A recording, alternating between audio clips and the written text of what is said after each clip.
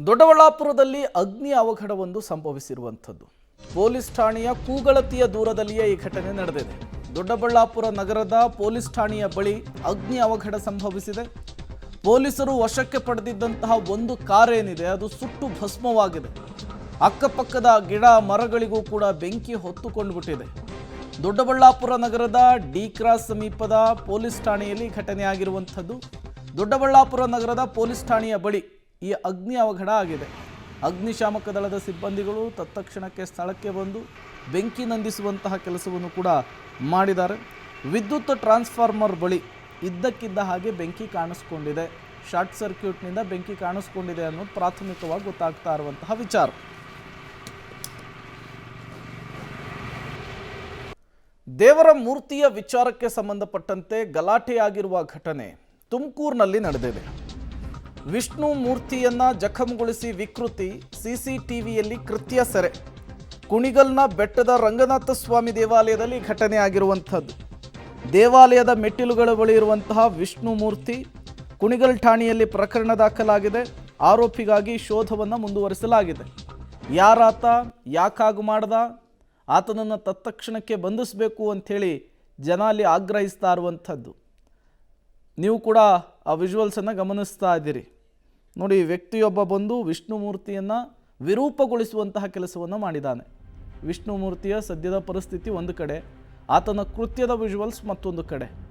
ಯಾರೀತ, ಯಾಕೆ ಹೀಗೆ ಮಾಡ್ದ, ಆತನ ಉದ್ದೇಶ ಏನಾಗಿತ್ತು, ಎಲ್ಲವೂ ಕೂಡ ಈಗ ಪೊಲೀಸ್ ತನಿಖೆಯ ಮೂಲಕ ಗೊತ್ತಾಗಬೇಕಿದೆ. KSRTC ಬಸ್ಸು ಮತ್ತು ಬೈಕ್ ನಡುವೆ ಮುಖಾಮುಖಿಯಾಗಿ ಡಿಕ್ಕಿಯಾಗಿದೆ. ಬೈಕ್ನಲ್ಲಿದ್ದಂತಹ ದಂಪತಿ ಸಾವನ್ನಪ್ಪಿದ್ದಾರೆ. ಬಸ್ನಲ್ಲಿದ್ದಂತಹ 15 ಜನರಿಗೆ ಗಾಯವಾಗಿದೆ. ಬಾಗಲಕೋಟೆ ಜಿಲ್ಲೆಯ ಮುಗಳಖೋಡ ಕ್ರಾಸ್ನ ಬಳಿ ಘಟನೆ ನಡೆದಿದೆ. ಸ್ಥಳಕ್ಕೆ ಸಂಸದ ಗೋವಿಂದ ಕಾರಜೋಳ ಅವರು ಭೇಟಿ ಕೊಟ್ಟು ಪರಿಶೀಲನೆಯನ್ನು ಕೂಡ ನಡೆಸಿದ್ದಾರೆ. KSRTC ಬಸ್ ಮತ್ತು ಬೈಕ್ ನಡುವೆ ಆಗಿರುವಂತಹ ಡಿಕ್ಕಿ, ಇದರಿಂದ ದಂಪತಿ ಸಾವನ್ನಪ್ಪಿದ್ದು ಬಸ್ನಲ್ಲಿದ್ದಂತಹ 15 ಜನರಿಗೆ ಗಾಯ ಆಗಿದೆ. ತತ್ಕ್ಷಣಕ್ಕೆ 15 ಜನರನ್ನು ಸ್ಥಳೀಯ ಆಸ್ಪತ್ರೆಗೆ ದಾಖಲಿಸಲಾಗಿದೆ. ಯಾವ ರೀತಿ KSRTC ಬಸ್ಸು ತಲೆ ಕೆಳಗಾಗಿ ಬಿದ್ದಿದೆ ಅನ್ನೋದನ್ನು ಗಮನಿಸ್ತಾ ಇದ್ದೀರಿ. ಮತ್ತೊಂದು ಕಡೆ ಬಸ್ನಲ್ಲಿದ್ದವರೆಲ್ಲ ಚಲ್ಲಾಪಿಲ್ಲಿಯಾಗಿ ಬಿದ್ದಿದ್ದಾರೆ.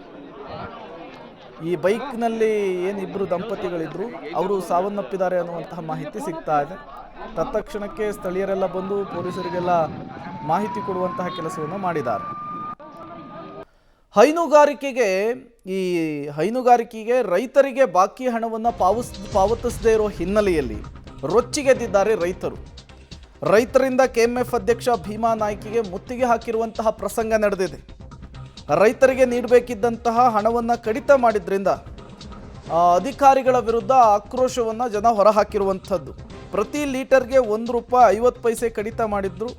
ರಬಕೋವಿ ಒಕ್ಕೂಟ 7 ಕೋಟಿ ಹಣವನ್ನು ಬಾಕಿ ಉಳಿಸ್ಕೊಂಡಿದ್ರಿಂದ ಇವತ್ತು ರೈತರು ರೊಚ್ಚಿಗೆದ್ದಿದ್ರು. 7 ತಿಂಗಳಾದರೂ ಕೂಡ ಹಣವನ್ನು ಕೊಟ್ಟಿಲ್ಲ, ಸತಾಯಿಸ್ತಾ ಇದ್ದಾರೆ ಅಂತ ಹೇಳಿ ರೈತರು ಇವತ್ತು ದೊಡ್ಡ ಮಟ್ಟದ ಪ್ರತಿಭಟನೆಗೂ ಮುಂದಾಗಿದ್ರು. ಬಳ್ಳಾರಿ KMF ಕಚೇರಿಯ ಮುಂದೆ ರೈತರು ದೊಡ್ಡ ಮಟ್ಟದ ಪ್ರೊಟೆಸ್ಟ್ಗೂ ಕೂಡ ಮುಂದಾಗಿದ್ದಾರೆ.